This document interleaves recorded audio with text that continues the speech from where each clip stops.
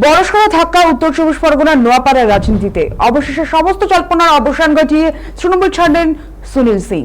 গত কয়েকদিন ধরেই প্রার্থী নির্বাচন নিয়ে প্রকাশ্যে অসন্তোষ প্রকাশ করেছিলেন তিনি। দলীয় সিদ্ধান্তে অসন্তুষ্টি ও দীর্ঘদিনের ক্ষোভের জেরেই এই সিদ্ধান্ত বলে জানিয়েছেন সুনীল সিং।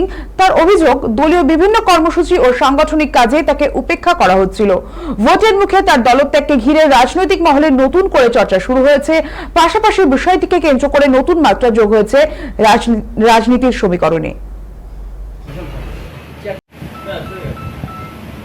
তৃণমূল কংগ্রেস ছেড়ে দিয়েছে, এটা কনফার্ম। বিশ্বাস, যে দলে বিশ্বাস যদি না হয়, 2022-এ আমাকে পার্টি জয়েন করিয়েছিল, আমি তো কাউন্সিল ইলেকশন লড়িনি।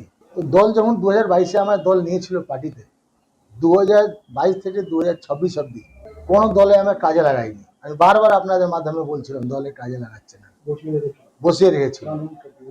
কারণটা একটাই কারণ আছে, অর্জুন সিং আমার আত্মীয়।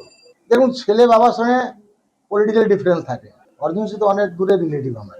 তার সত্ত্বেও যদি দল বিশ্বাস না করে, তাহলে এই দলে 1 মিনিটে থাকা উচিত। ইলেকশন কমিটিতে রাখা হয়েছে, এটা তৃণমূল কংগ্রেসের ব্যাপার আছে। উনারা আমাকে বলেছিলেন যে আপনার ইলেকশন কমিটি কনভেনার করা হচ্ছে নওপাড়া বিধানসভা। উনারা বলেছিলেন আমাকে সবার সামনে গারুলিয়া পৌরসভা কনভেনার করা হবে। আমি সবার কাউন্সিলের সামনে ডিনাই করেছিলাম যে আমি কনভেনার হব না। এই জন্য হব না, 2022 থেকে 2026 অব্দি কোনো কাউন্সিলর সঙ্গে আমার কথাবার্তা নেই। যে কাউন্সিলর সঙ্গে কথাবার্তা নেই, ওইখানে কনভেনার হবে কোনো।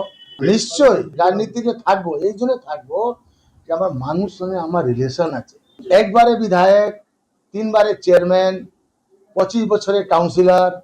আমি কাউন্সিলর হারিনি, আমি 2022-এ কাউন্সিলর লড়িনি।